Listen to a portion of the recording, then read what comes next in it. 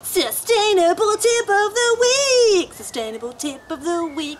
Bam! Today's tip is save water. When you turn your tap on, there's an unlimited supply of water, right? Wrong. Just because it's easy to access water at home, work, or in public, it doesn't mean we can just use it willy-nilly. But the Earth's surface is 70% water. There's heaps to use. That's mostly salt water, and we'll get to that in a sec. Here in Australia, we should be pretty used to saving water, as we've had so many drought periods. But do you know how much water we really waste? Golly gosh, look at the time. It's serious fact time. On average, a person uses about 200 litres of water per day. 5 to 10 litres of that is for basic survival, like drinking and food preparation. The other 190 litres is used in the shower and toilet, washing up the dishes, washing clothes, and watering the garden. Approximately half of the water supplied to urban areas in Australia ends up as wastewater. A slowly dripping tap can waste 20,000 litres in one single year. About 40% of all water consumed in the home is used up in the bathroom, and a quarter of that is simply flushed down the loo. Australia is the driest populated continent on Earth, and we're the greatest consumers of water per person in the world. Okay, now back to what I mentioned before, the Earth having heaps of water.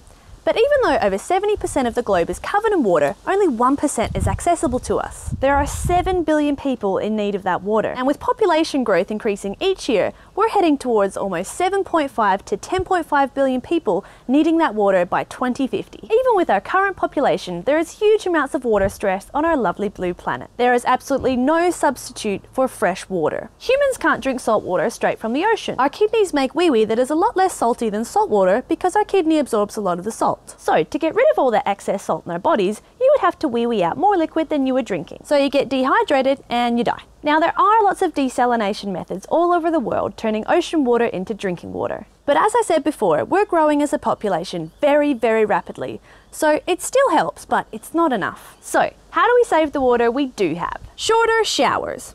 It's very possible to have 30-second showers. 15 seconds to wet yourself down, turn the shower off, scrub a dub-dub with some soap, and 15 seconds to rinse off. It may sound a little extreme, but some people around the world have to live this way. Now, I'm not perfect. I haven't been doing this every single day of my life. I used to take really long showers, but since learning this information, I've definitely tried to cut down, and I find a 30-second shower pretty refreshing. Check for toilet leaks.